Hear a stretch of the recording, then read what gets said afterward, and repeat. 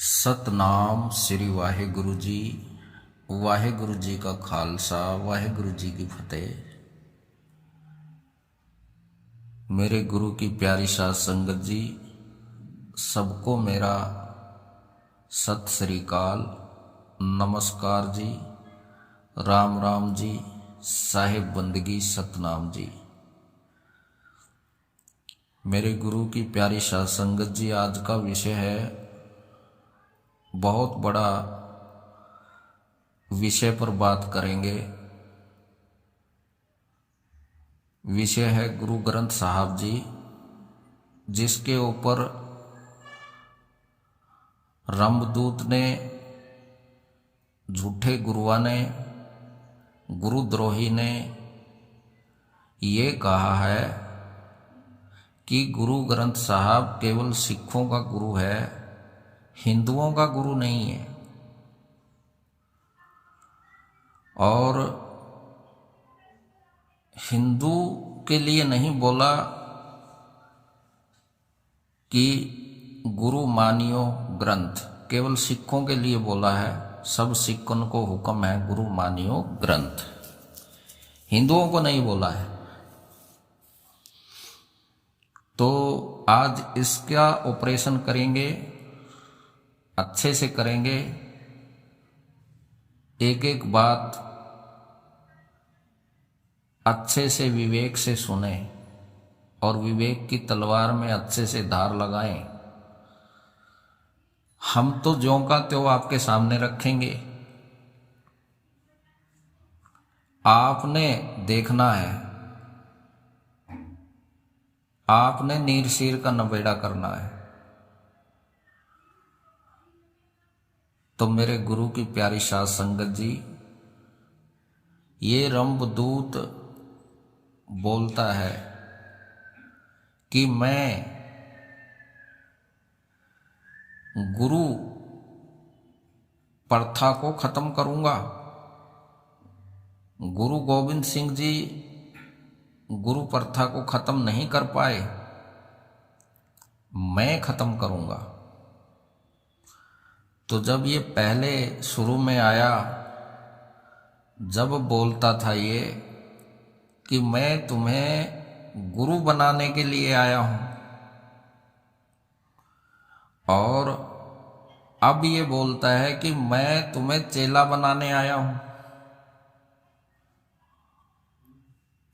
तो और ये खुद ही बोलता है कि सच और झूठ में क्या अंतर होता है।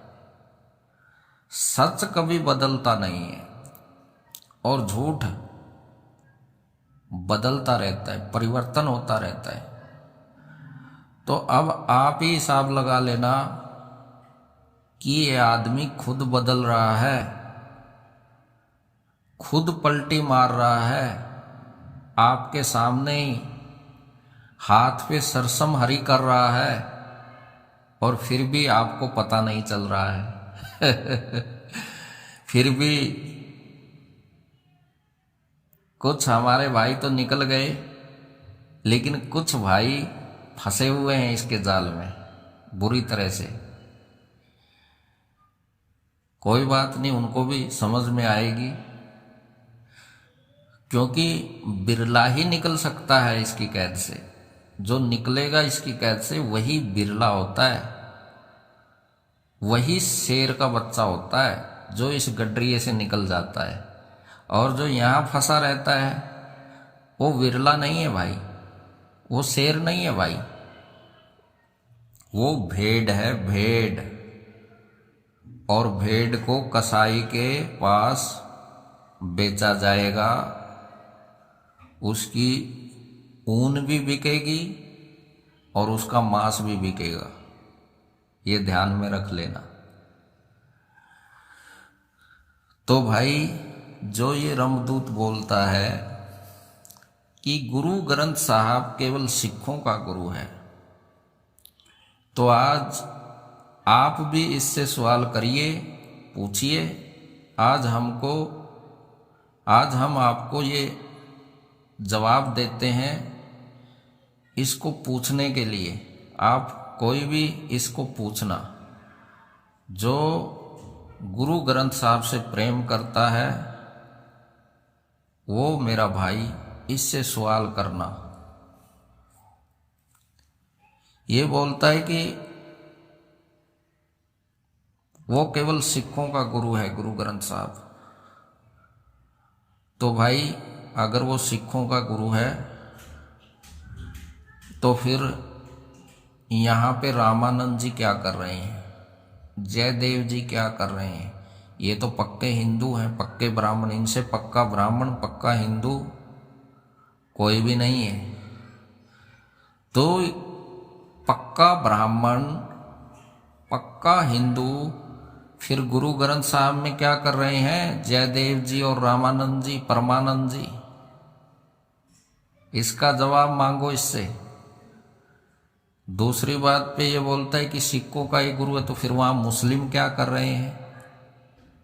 मुस्लिम संत वहां क्या कर रहे हैं? बाबा फरीद जी और कबीर जी और सदना जी, तो ये सिखों का ही गुरु है, तो यहां मुस्लिम क्या कर रहे हैं? इस बात का जवाब दो। फिर यहां जिससे लोग नफरत करते थे, पानी भी नहीं पिलाते थे, जिसको नीची नजर से देखते थे, छोटी जाति का मानते थे, शूद्र कहते थे, वो भी यहां पे बैठे हुए हैं। कौन? रविदास जी महाराज, सेना नाई जी और कबीर जी, जिसको लोग शूद्र भी कहते थे, नीची जाति का कहते थे, वो भी यहां बैठे हैं। और यहां पे सब एक समान बैठे हुए हैं, सब इकट्ठे ही बैठे हुए हैं। यहां कोई भेदभाव नहीं है किसी के साथ, क्योंकि सारे पंथ मेट के एक पंथ चलाया है गुरु गोविंद सिंह जी ने।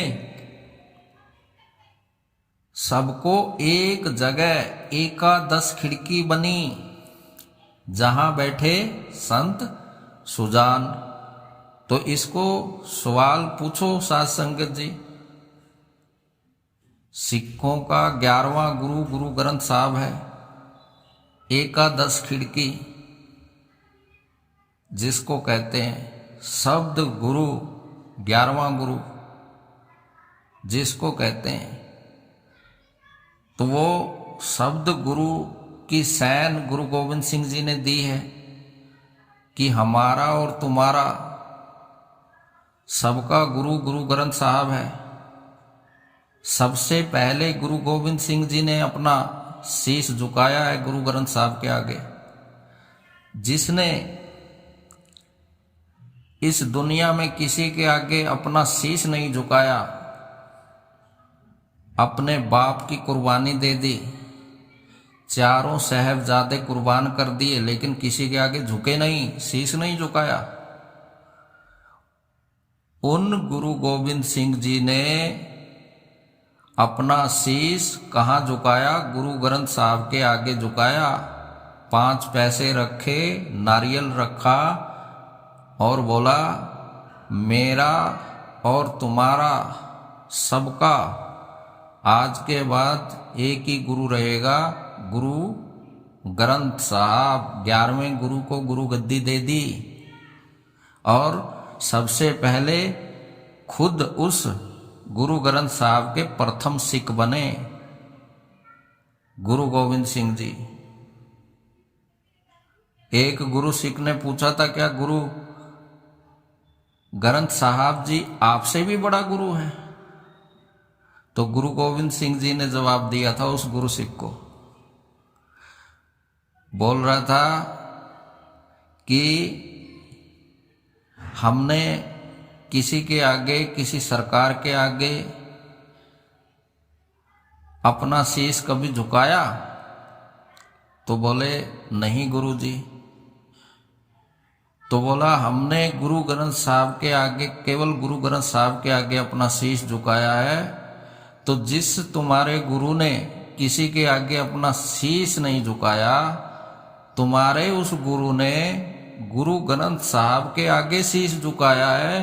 तो तुम हिसाब लगा लेना कि गुरु ग्रंथ साहब जी क्या हैं, कितने बड़े गुरु है। इसलिए गुरु ग्रंथ साहब को क्या बोलते हैं? साहिब। साहिब क्यों बोलते हैं गुरु ग्रंथ साहब को?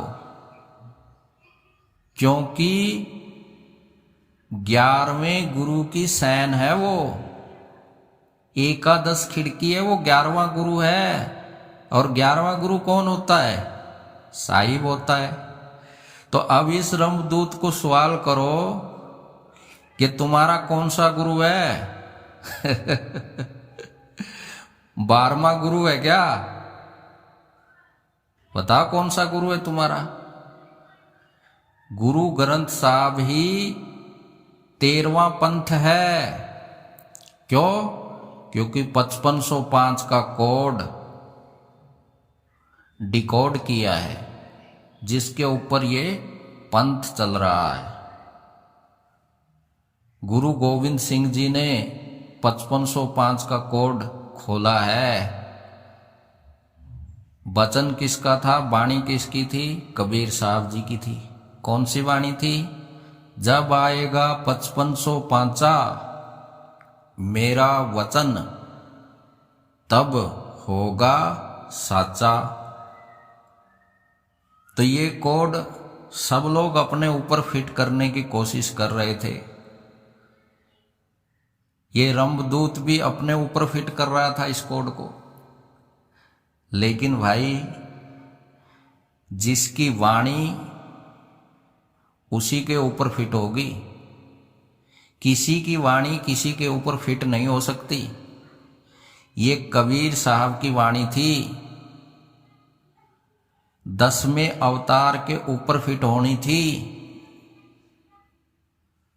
10वें गुरु के ऊपर, 10वें गुरु ने इसको अच्छे से खोल के दिखाया है, प्रैक्टिकल ही खोला है इसको, खाली बोल के नहीं, प्रैक्टिकल करके दिखाया है सबको।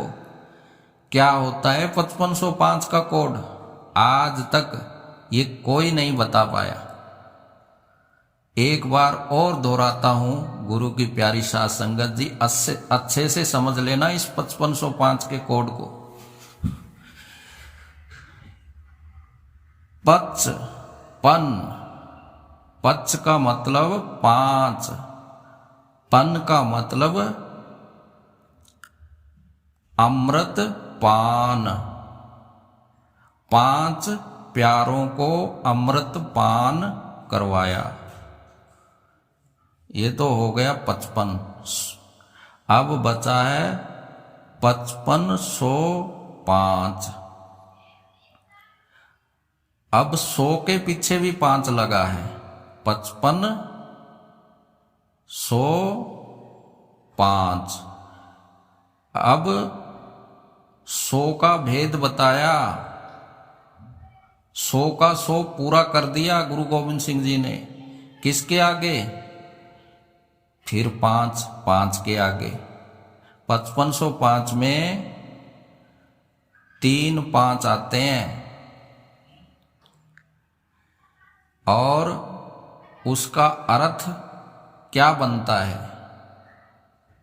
यही बनता है कि 5 प्यारों को अमृत पान।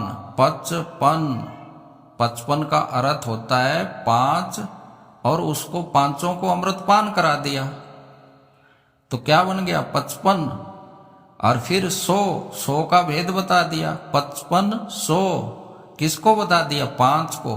5505 ये कोड बनता है इसका। ये डिकोड हो जाता है जब गुरु गोविंद सिंह जी 5 प्यारों को अमृत पान कराता है। और वो 5 प्यारे कोई सिख नहीं थे, सरदार नहीं थे। वो हमारे देश के कोई गुजरात का था, और कोई कौन सी स्टेट का था, तो हमारे देश के अलग अलग स्टेट से आए हुए सिख थे, वो सिख बने गुरु के। तो गुरु की प्यारी साध संगत जी, यहाँ पे जो रंभदूत की जो बात है वो सारी कट जाती है, झूठी बात है सारी इसकी। ये गुरु गोविंद सिंह जी से, गुरु ग्रंथ साहब जी से नफरत इसलिए करता है क्योंकि गुरु गोविंद सिंह जी इसके गुरुडम को खत्म करता है।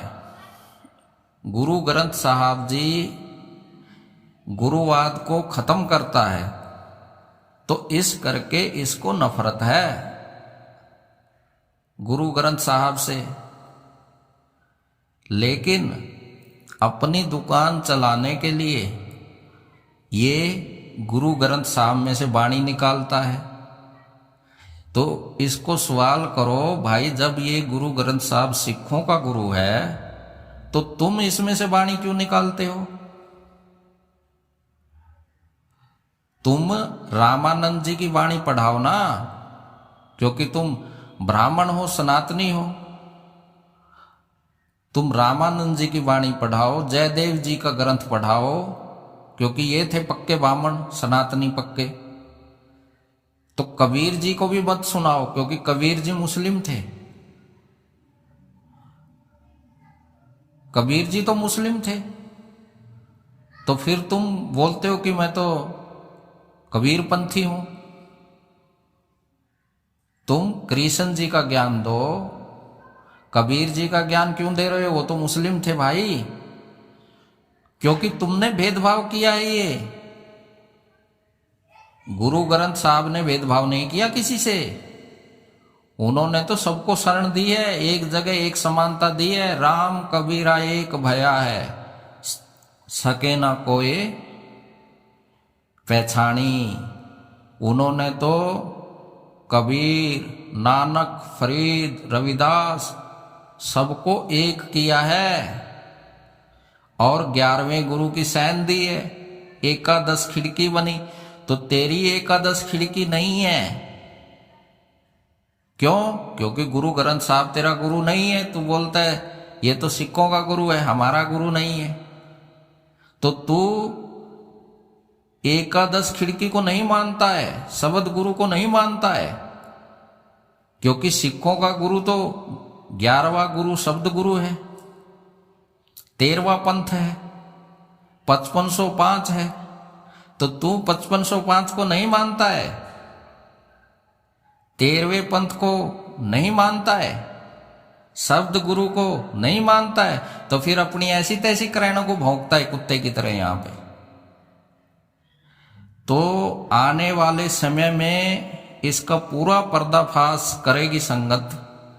तो हमारी ये ऑडियो भाई सारी संगत को भेज देना गुरु के प्यारो, और इसको सवाल करो, इसको पूछो क्या तुम्हारा 11वां गुरु नहीं है, शब्द गुरु नहीं है?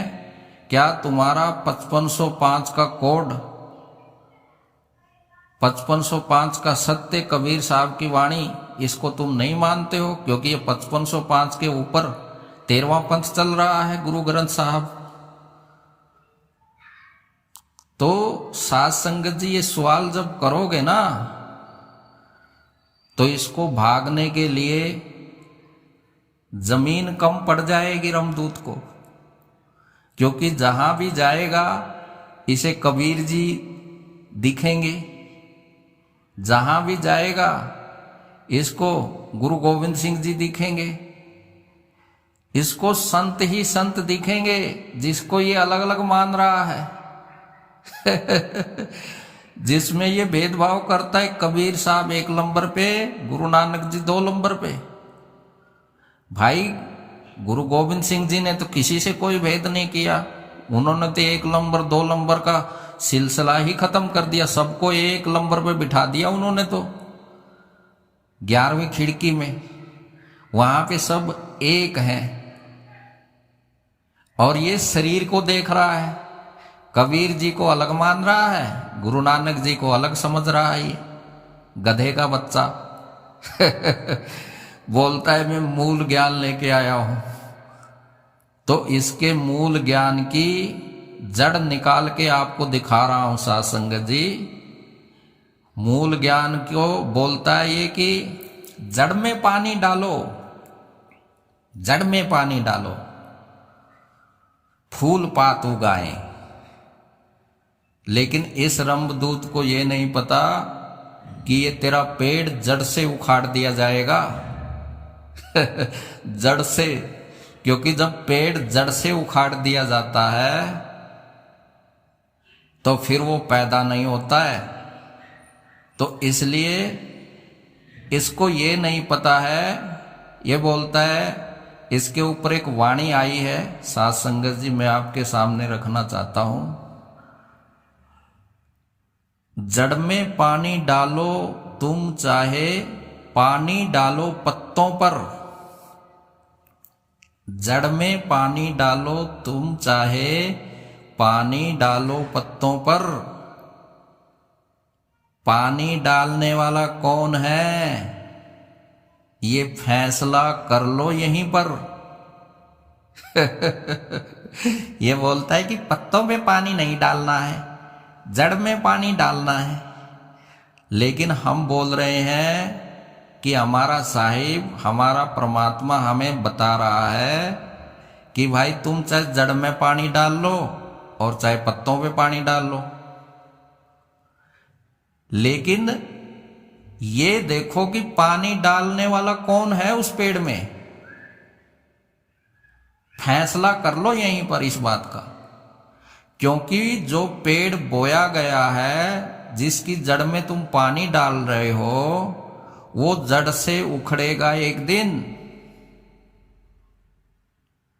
क्योंकि उसको बोया गया है, उसका जन्म हुआ है, तो वो मरेगा। और ये हमसे, ये साध संगत को बोलता है कि जड़ में पानी डालो, मूल में पानी डालो। पेड़ की जो जड़ है वो मूल है। भाई हम इसकी जड़ समेत इसके पेड़ को उखाड़ के सबको दिखा रहे हैं। जड़ से उखाड़ दिया इसका पेड़ और उस पेड़ की जड़ दिखा रहे हैं आप लोगों को। लेकिन ये जो जड़ निकाल के दिखा रहा है, ये कौन है जिसने पेड़ बोया था, पानी दिया था, पत्तों को भी सींचा था, जड़ को भी सींचा था, फिर वो पेड़ बड़ा हुआ था। तो आज उस पेड़ को जड़ से उखाड़ के आप लोगों को दिखाया जा रहा है कि डाल लो मूल में पानी, डाल लो जड़ में पानी, ले तुम्हारी जड़ी उखाड़ दी है हमने। तो ये जड़ से पेड़ को उखाड़ के दिखा रहे हैं। तो वो पेड़ को उखाड़ने वाला कौन है, पेड़ को पालने वाला कौन है, पानी डालने वाला कौन है, उसको जानना था। लेकिन रंभदूत का जो जड़ है वो पूरी तरह से उखड़ चुकी है, पूरी तरह जड़ से उखाड़ दिया, इसको पाट दिया उस मेरे मालिक ने, परमात्मा ने। हमारी बस की बात नहीं है ये परमात्मा के बस की बात है और देखो अब ये कौन से धाम पहुंच गया, कलीनापुर धाम। बोलो कलीनापुर धाम की, ऐसे जय बोलता है तो हमने बोला था ना कि ये कली काल निरंजन है। कलीना में कली लगी हुई है, कलीना। तो हमने क्या बोला था साध संगत जी कि ये कली काल निरंजन है, लेकिन जीत किसकी होती है, सत्य की होती है अंत में। झूठ कितना भी अपना पांव पसार ले, कितने भी ढोलक बजा ले, लेकिन उसका ढोलक फूटेगा अंत में। जीत सत्य की होती है। तो उसी तरह साध संगत जी अब ये कली काल निरंजन कलीनापुर में रहता है। उसकी ही जय बोलता है कली की। क्योंकि हमने बोला था कि गुणों से देखा जाता है, गुणों से पता चलता है कि भाई लक्षणों से जाना जाता है कि कौन कली काल निरंजन है, कौन काल का दूत है और कौन परमात्मा का दूत है। दूत दोनों हैं, एक परमात्मा का है और एक काल का दूत है। काल कहते हैं कली को, और कली का स्थान इस धरती पे कौन सा है? कलीना, कलीनापुर। तो क्या जोड़ बिठाया है मेरे साहिब ने, क्या ताल में ताल मिलाया है मेरे साहिब ने। पूरा पर्दाफाश कर दिया मेरे सतगुरु ने। तो अब ये रंभदूत कलीनापुर की जय बोलता है, और कलीनापुर काल की नगरी है, इसलिए उसको कली काल निरंजन बोला जाता है। तो यहाँ भी अब उसकी जगह का नाम कलीनापुर है। तो मेरे गुरु की प्यारी साध संगत जी, हमने तो ज्यों की तो आपके सामने बात रख दी है। अब अपने विवेक से आपने सवाल करने हैं इस रंभदूत से, क्योंकि जो इस रंभदूत से निकलेगा वो विरला होता है, विरला, उसी का नाम विरला है। नहीं तो भाई सब भेड़ हैं, भेड़, मैं करने वाली। लेकिन जो इस रंभदूत को लात मार के निकलेगा वो शेर का बच्चा है, वही है शेर का बच्चा, जो गडरिये को धाड़ के निकलता है। गडरिये की पजामे में मूत निकल जाता है जब शेर का बच्चा धाड़ता है कोई। तो गुरु की प्यारी साध संगत जी, सबसे पहले तो शेर बनो। जो इसके पास है वो भेड़ बन के रहता है, डरता है, वो बोल नहीं सकता, वो उसको चुप करा देता है ये गडरिया डंडे मार मार के। क्या बोलेगा बेचारा वो? इसकी आवाज से ही भेड़ का मूत निकल जाता है। तो इसलिए हमारी ये जो ऑडियो सुनेगा भाई, वो शेर बन जाएगा, शेर की तरह धाड़ेगा वो, क्योंकि उसे पता चल जाएगा कि गुरु गोविंद सिंह जी ने गुरुवाद को खत्म कर दिया है। क्यों किया है खत्म, वो भी आपको बताता हूं आज। क्योंकि पहले गुरु प्रथा थी, जो गुरु, जिसका गुरु नहीं होता था उसको निगुरा बोल के चिढ़ाते थे लोग। ऐसा ही कबीर साहब से जी के साथ भी हुआ। उसका कोई सत्संग नहीं सुनता था। पहले पूछते थे कि तुम्हारा गुरु कौन है, तो कबीर जी बोलते थे भाई मेरा कोई गुरु नहीं है। तो बोलते थे अच्छा तो तू निगुरा है, तो उठ के चले जाते थे। इस करके कबीर जी ने भी गुरु धारण करना पड़ा अपनी बात सुनाने के लिए, क्योंकि चिढ़ाते थे लोग निगुरा बोल बोल के। तो ऐसा करते करते उन्होंने बोला कि जब आएगा 5505 मेरा वचन तब होगा साचा। कि जब 5505 आएगा ना, अब लोगों ने इसके अर्थ क्या कर डाले देखो, 2000, 5000, 5505 बीत चुका है, तो उसको अंकों में गिनना चालू कर दिया इन लोगों ने, और खुद गुरु बन के बैठ गए सब लोग। लेकिन इस 5505 को ये लोग कोई भी समझ ही नहीं पाया, इसका कोड कोई खोल ही नहीं पाया। इसका कोड किसने खोला? गुरु गोविंद सिंह जी ने खोला। क्योंकि गुरु डम को खत्म करना था। इन गुरुओं ने बहुत तहलका मचा रखा था इस दुनिया में। गुरुवाद,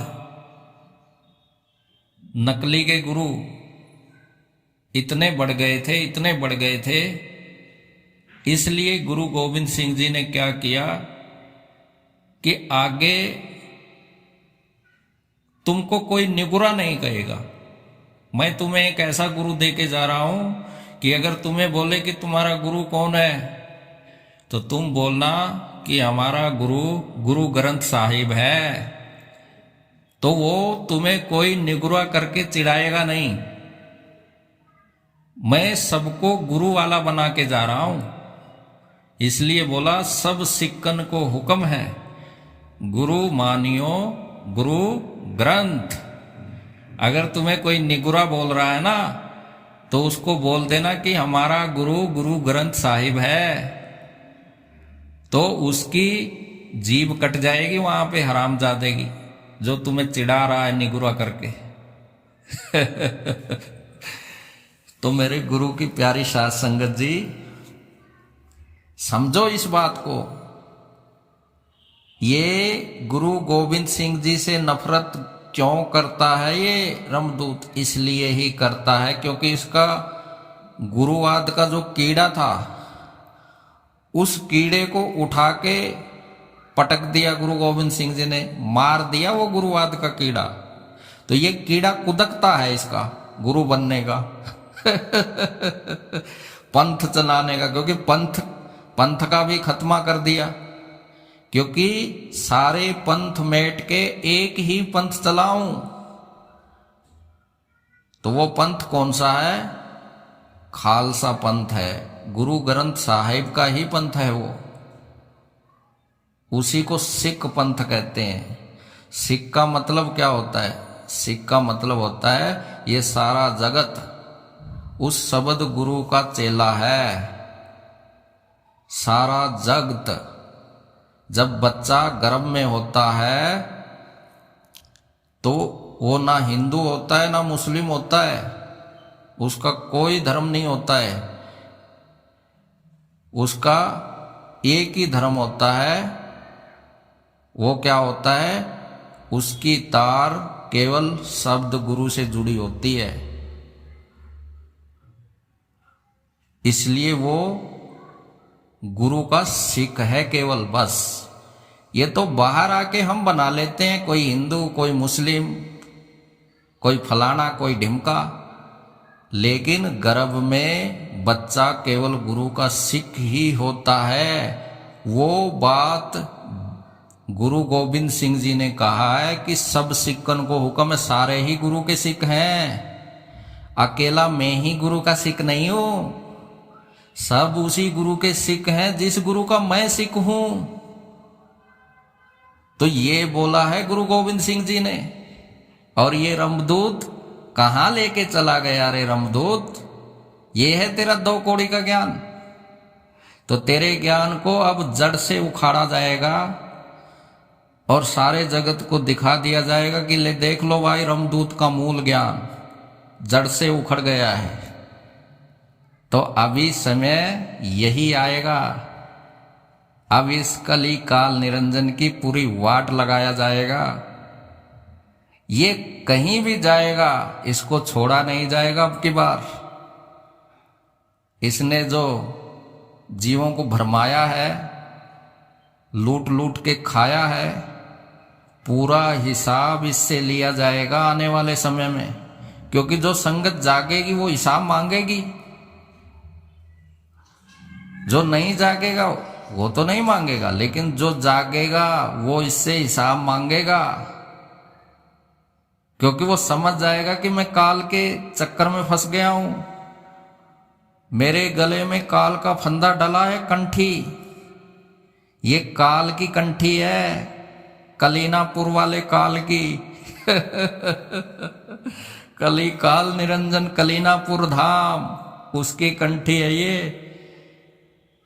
काल ने फांसी का फंदा डाल दिया है तुम्हारे गले में, तो सावधान हो जाओ मेरे भाइयों, जाग जाओ जाग जाओ, नहीं तो फिर चींटी बनना पड़ेगा तुम्हें, क्योंकि ये झूठा है, झूठा गुरु अजगर बने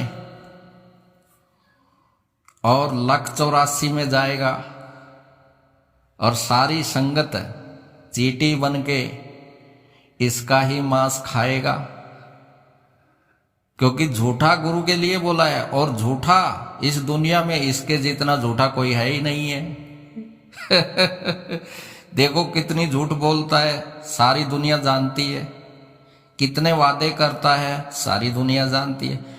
तो इसी झूठे के लिए कबीर साहब ने बोला है कि झूठा गुरु अजगर बनेगा और 184 में जाएगा। तो अब देख लो आप ही, मुझे कहने की जरूरत नहीं है, झूठ कौन बोलता है, पलटी कौन मारता है, आप सारा भगत समाज जानता है। तो अजगर बनना तो इसका पक्का है, और जो संगत इसको छोड़ के भाई सत्य को जान लेगी, वो भाई बिरला है, वो नहीं जाएगा इसके साथ, वो नहीं इसका मांस तोड़ तोड़ के खाएगा, वो तो इसी जन्म में काल निरंजन से अलग हो जाएगा, और वो तो इसको लात घुस्से मार मार के आएगा। इसकी एक नहीं सुनेगा वो, जो साहिब का दास होगा, जो साहिब का हंस होगा, वो तो तुरंत यूं यूं यूं निबेड़ा कर लेगा, ज्यादा देर नहीं लगाएगा इसके पास। तो इसलिए मेरे गुरु की प्यारी साध संगत जी, सत्य को जानो, सत्य को समझो और इससे सवाल करो। इसकी जड़ उखाड़ के फेंक दी है अभी, मूल में पानी डालो, पत्तों पे पानी मत डालो। हम बोल रहे हैं, तुम चाहे जड़ में पानी डालो, तुम चाहे पानी डालो पत्तों पर, पानी डालने वाला कौन है, इसका अभी फैसला कर लो, अभी फैसला कर लो मेरे भाई इस बात का। तो हम इसके जो जड़ है उसको निकाल के उखाड़ के तुम्हारे सामने दिखा रहे हैं। इसकी जड़ ही निकाल दी हमने, जिस जड़ में ये पानी डालता है। तो गुरु की प्यारी साध संगत जी, इसकी जड़ से ज्ञान उखड़ के फेंक दिया गया है। मेरी ये ऑडियो सब भाइयों तक पहुंचा देना, ताकि सब भाइयों को पता चल जाए सत्य का। और जो ये बोलता है, क्या बोलता है कि जाप नहीं करना है, सिमरन करो, जाप मत करो, तो इस गधे को ये भी नहीं पता है कि जाप ही सिमरन है, सिमरन ही जाप है। सबके साथ वो परम पिता आप है। इसके ऊपर भी एक वाणी आई है गुरु की प्यारी साध संगत जी, वो आपको मैं बताना चाहता हूं। आप जागो, विवेक लगाओ, धार लगाओ। क्या वाणी है? जीव्या हमारा जाप करे, जीव्या हमारा जाप करे, सिमरन करे श्वास, मनवा हमारा ध्यान धरे, हम हैं सबके साथ, हम हैं सबके साथ। साहिब कहते हैं कि हम सबके साथ हैं, जीवा तो हमारा जाप करती है, ये जीव हमारा ही जाप करती है और सिमरण करे श्वास, और जो सिमरण हो रहा है वो श्वासों में चल रहा है। मनवा हमारा ध्यान धरे, और जो मन है वो हमारा ध्यान कर रहा है, और हम हैं सबके साथ, हम इन सबके साथ हैं। ये बोलता है ना कि जाप नहीं करना है, अरे भाई वो जाप अपने आप हो रहा है। ये जुबान, ये जीभ जो भी बोल रही है उसी का ही जाप हो रहा है, उसी को दंडवत हो रहा है। ये सारी प्रकृति उसी का गीत गा रही है। रमदूत, तुझे इस बात का नहीं पता है अभी तक? तुझे तो इतना पता है कि जाप नहीं करना है, श्वास नहीं लेना है। अरे रंभ के दूत, फिर तू क्यों तोता रट लगा के बैठा है तोते की तरह? तू क्यों सारा दिन तोते की तरह रट्टू तोता बन गया है? तो गुरु की प्यारी साध संगत जी, इसका 2 कौड़ी का ज्ञान सत्य ये है कि सबके सामने आ गया है कि इसके पास क्या है, इसकी थाली में क्या है। तो इसके थाली में वाणी नहीं है, केवल पानी ही पानी है। वाणी का कोई भाव नहीं है, भाव अर्थ नहीं है, केवल तोता रट है।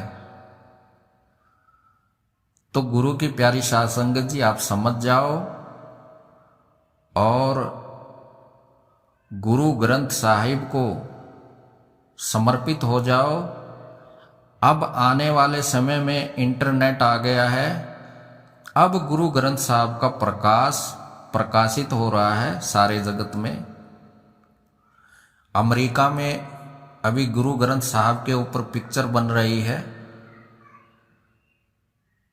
और अब सबको वाणी के अंदर अर्थ समझ में आ रहे हैं, क्योंकि अभी कोई भी भाषा कन्वर्ट कर सकते हैं। पहले मोबाइल नहीं था, इंटरनेट नहीं था, तो आज अगर प्रचार होगा, प्रकाश फैलेगा, तो गुरु ग्रंथ साहब जी का ही फैलेगा, क्योंकि सारे जगत का गुरु 11वीं खिड़की, 11वां गुरु एकादश खिड़की बनी, जहां बैठे सारे संत महात्मा की जो पक्की वाणी है उसी के अंदर है। तो कच्ची वाणी पे ये गुरु बन के बैठ गया रमदूत। कच्ची वाणी कौन सी उठाई इसने? सोई गुरु पूरा कहा है, 2 अक्षर का भेद बताइए। ये कच्ची वाणी है, ये गुरु ग्रंथ साहब की वाणी नहीं है। ये कच्ची वाणी, चेलों की वाणी, चेले की वाणी के ऊपर गुरु बन गया। ये बताओ, इसको पूछे कोई कि मदन साहब का गुरु कौन है, तो ये बोलेगा कबीर राधापति। तो फिर ये बताओ राधापति कौन है, फिर बोलेगा ये कबीर जी। तो फिर इसको पूछो कि कबीर जी कहाँ है, तो कबीर जी गुरु ग्रंथ साहब में बैठे हैं। तो फिर गुरु कौन हुआ? कबीर जी गुरु हुआ ना, तो गुरु ग्रंथ साहब हुआ ना। तो फिर ये चेले की वाणी पढ़ के सोई गुरु पूरा कहाए, तो चेला ही बन सकता है, ये गुरु नहीं बन सकता। ये कदे सोचते हो गुरु बनेगा ये? अरे ये चेले की वाणी है, गुरु तो गुरु ग्रंथ साहब में बैठे हैं। तो हमारे पास गुरु केवल हमारे गुरु ग्रंथ साहब हैं, और सारी संसार उसका सिख है, चाहे वो हिंदू हो, चाहे वो मुस्लिम हो, चाहे कोई भी हो, सब गुरु के सिख हैं। माता के गर्भ में सब गुरु के सिख हैं।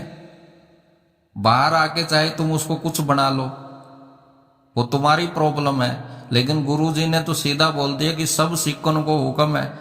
अब जो जिसका विवेक जगेगा वही समझेगा ना गुरु ग्रंथ साहब को।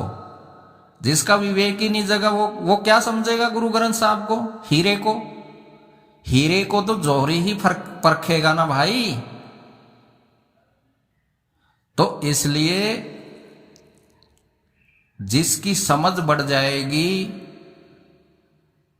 जो हंस बन जाएगा कबीर जी का, विवेकवान हो जाएगा, वो गुरु ग्रंथ साहब को गुरु मानेगा।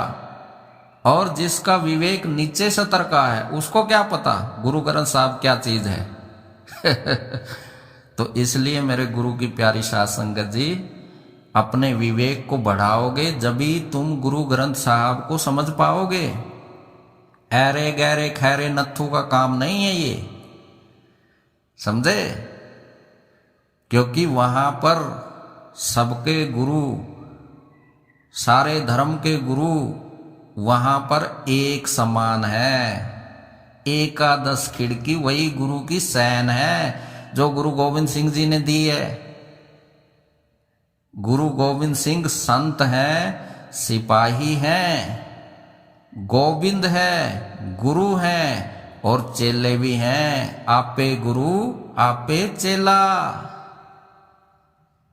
समझे?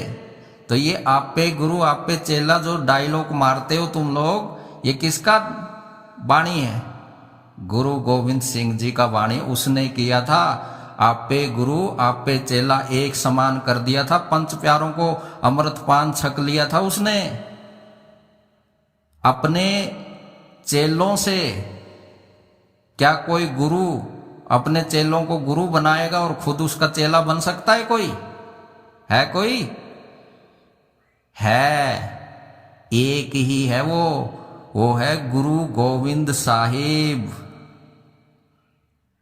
जो चेला भी बना, गुरु भी बना और गोविंद भी था। तीनों ही उसी से जुड़ जाते हैं नाम, जीव शिव पीव। एक ही है वो गुरु गोविंद सिंह जी। 5505 का कोड वही है। तो अगर तुम 5505 के कोड को नहीं मानते, अगर तुम 11वें गुरु की सैन को नहीं मानते, एकादश खिड़की को, तब अलग बात है। तो इस रंभदूत को अब आप लोगों ने ये सवाल करने हैं साध संगत जी। हमने तो आपके सामने रख दिया है जो का तो। अब आप इसको सवाल पूछो हरामजादे को।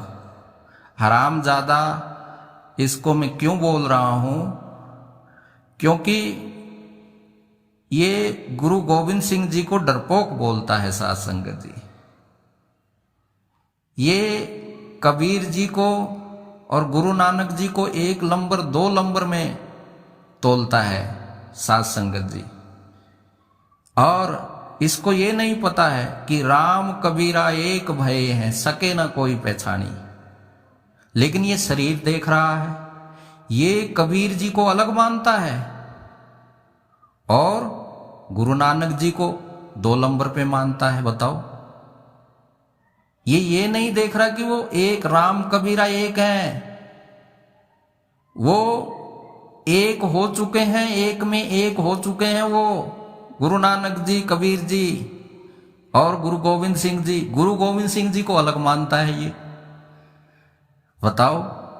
और गुरु ग्रंथ साहब को अलग मानता है ये, सिखों का गुरु, जबकि सारे उस गुरु ग्रंथ साहब में एक हो गए हैं। तो ये ज्ञान इसको नहीं हो सकता है रमदूत को, क्योंकि ये कलीनापुर वाला कलीनापुर वाला काल निरंजन है। ये कली काल निरंजन, ये क्या जानेगा कलगी अवतार को? ये तो खुद कलगी अवतार बना बैठा है। तो क्या भविष्यवाणी में ये भी कोई वाणी आई है कलगी अवतार की, कि जो कलगी अवतार होगा वो राधा स्वामी में आके दीक्षा लेगा, वो मदन साहिब में आके दीक्षा लेगा, 10 साल उधर रहेगा, 10 साल क्या? किसी भविष्यवाणी में ये दिया है कि जब इमाम मेहंदी होगा, आएगा, तो वो पहले राधा स्वामी से दीक्षा लेगा, फिर वो मदन पंथ में जाके दीक्षा लेगा, क्या किसी भविष्यवाणी में ये लिखा है कि जब मैत्रेय बुद्ध आएगा वो पहले राधा स्वामी में आके दीक्षा लेगा और फिर मदन पंथ में आके दीक्षा लेगा? लिखा है किसी भविष्यवाणी में ऐसा? तो नहीं लिखा है तो इसको जूते मारो हरामजादे को। ये झूठ के पकोड़े उतार रहा है, झूठा गुरु अजगर बना। तो ये झूठा यही है, झूठड़ा है, झूठड़े। तो इसको जूते मारो और भाई इसको सवाल करो, और ये जहां भी आए इसको गांव में बढ़ने मत दो, घर में घुसने मत दो, इसको बलात्कारी को। ये आपकी माँ बहन को बुरी नजर से देखता है। ये कैसे कैसे कमेंट करता है, माता बहनों को पूछता है कि मुझको कुछ नहीं दिखाओगी, सब कुछ अपने पति को ही दिखाओगी। ये ऐसी ऐसी गंदी बातें करता है और बठिंडा में अपने गुरु के सामने ही लड़की को छेड़ता है। तो इसका जो करैक्टर है वो कली काल निरंजन का ही है, इसलिए इसे धाम मिल गया। कलीनापुर धाम की जय हो, क्योंकि काल को इसका धाम मिल गया है यहां पर।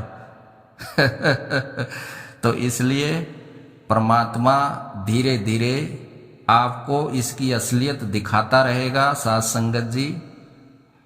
और एक दिन ऐसा आएगा कि साध संगत इससे अपना हिसाब किताब मांगेगी और इसको भागने के लिए जगह नहीं मिलेगी।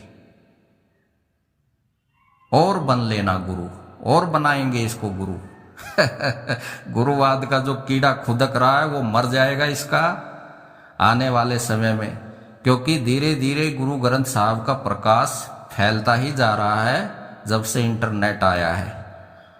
तो मेरे गुरु की प्यारी साध संगत जी, ऑडियो बहुत लंबी हो गई है, तो सबको मैं नमस्कार है मेरा, सबको मेरा साधुवाद है जी।